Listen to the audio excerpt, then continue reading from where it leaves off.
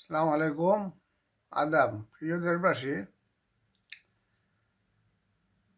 আমাদের দেশে যে বৈষম্য আন্দোলন শুরু হইল, তারা বৈষম্য দূর করবে। বৈষম্য তো পৃথিবীর সব জায়গায় থাকবে। বৈষম্যর এর বিস্তর ব্যাখ্যা কি? যেমন একটা দেশে জ্ঞানী গুণী থাকবে, মূর্খ থাকবে, শিক্ষিত থাকবে, ধনী থাকবে, গরিব থাকবে, শ্রমিক থাকবে, বিভিন্ন পর্যায়ের লোক একটা দেশে থাকবে।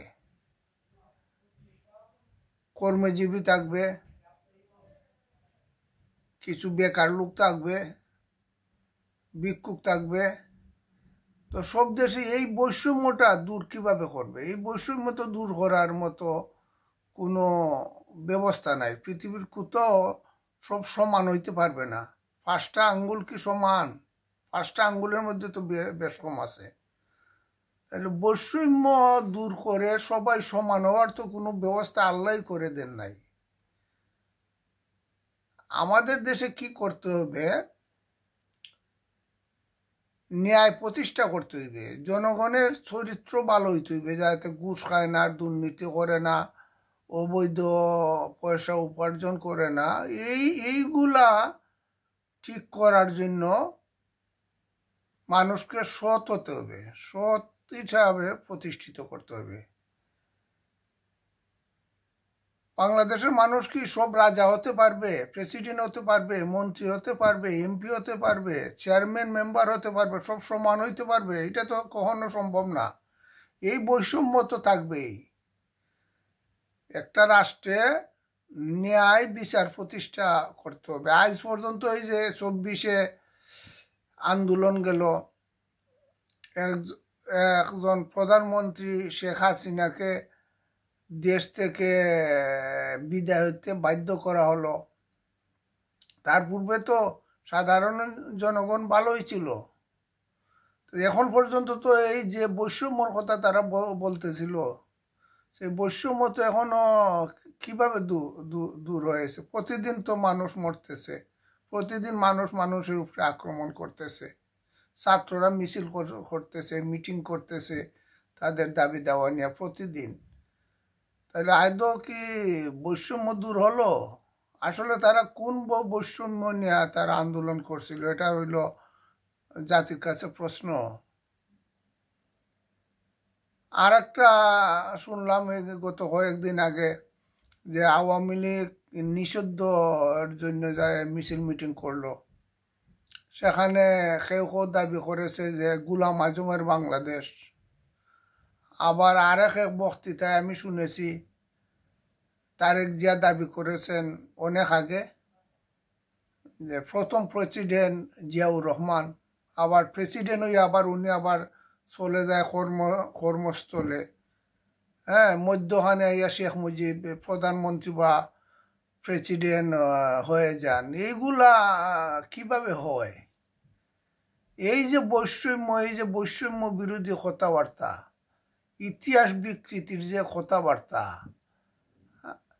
কেউ বলে গোলাম আজমের বাংলাদেশ, নিজামের বাংলাদেশ, কেউ বলে শেখ মুজিবের বাংলাদেশ, কেউ বলে জিয়াউর রহমানের বাংলাদেশ। আসলে আপনারা যারা রাজনীতিবিদ, আর আপনাদের কারণে এই দেশের ছাত্র সমাজ মরতেছে, কৃষক মরে, সাধারণ জনগণ মরে,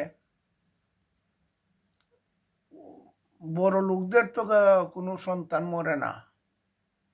আপনারা এগুলো আগে ঠিক করেন যে বাংলাদেশের যে প্রধান যে নেতৃত্ব খেয়ে দিয়েছিল, একজনকে তো ঠিক করতে হবে। হয়তো জিয়া রহমানকে ঠিক করেন, নাইলে নিজামীকে ঠিক করেন, অথবা গোলাম আজমকে ঠিক করেন, অথবা শেখ মুজিবকে ঠিক করেন। একজনকে তো লিডার মানতে হইবে। তারপরে না 7 কোটি বাঙালি বা 18 কোটি বাঙালি বা ওই কি বলে উপজাতি সবাই মিলাইয়া। ওই যে আমেরিকা থেকে একজন মহাজ্ঞানী একজন লোক আসছেন, আলী রিয়াজ, যিনি সংস্কার করতেছেন, সংস্কার কমিশনের প্রধান বোধহয়। তো এইগুলা তো আগে ঠিক করতে হইবে। পৃথিবীর প্রত্যেকটা দেশেই তাদের একজন দেশের লিডার বা জাতির পিতা একজন ঠিক আছে, ঠিক রাইকে তারপর বিভিন্ন মতের বিভিন্ন রাজনীতিবিদ, বিভিন্ন দল। কিন্তু আমাদের দেশে তো মূল যে ফাউন্ডেশন, এটার মধ্যে বিতর্ক। এই বিতর্কগুলো যদি অ্যাড্রেস না করে,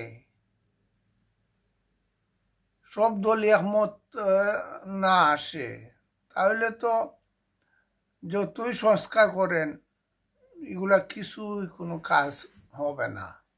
আমরা প্রথম থেকে বলেছিলাম যে আওয়ামী লীগ বা যারাই দোষী তাদেরকে বিচারের আওতায় আনা হোক। কিন্তু আওয়ামী লীগ দলকেই ব্যান করে দিছে। তাহলে এই যে বড় একটা অংশ ব্যান করে দিল, এই দলের যে ভোটাররা, তারা কি ভোট দিতে যাবে? তারা কি বিদ্রোহ করবে না একটা সময়? তাহলে এই ইউনূস সরকার তো আসলে নিরপেক্ষ বোঝা যায় না। উনি তো নিরপেক্ষ নাই। উনি যদি নিরপেক্ষ হতেন তাহলে তো সব দলকে একসঙ্গে নিয়ে আলোচনা করে যেসব জায়গায় ভুল বুঝাবুঝি সেইগুলা ঠিক করার পরে উনি নির্বাচন দিতেন। উনি আওয়ামী লীগকে বাদ দিয়া সংস্কার করতেছেন। এটা কি জনগণ মেনে নিবে?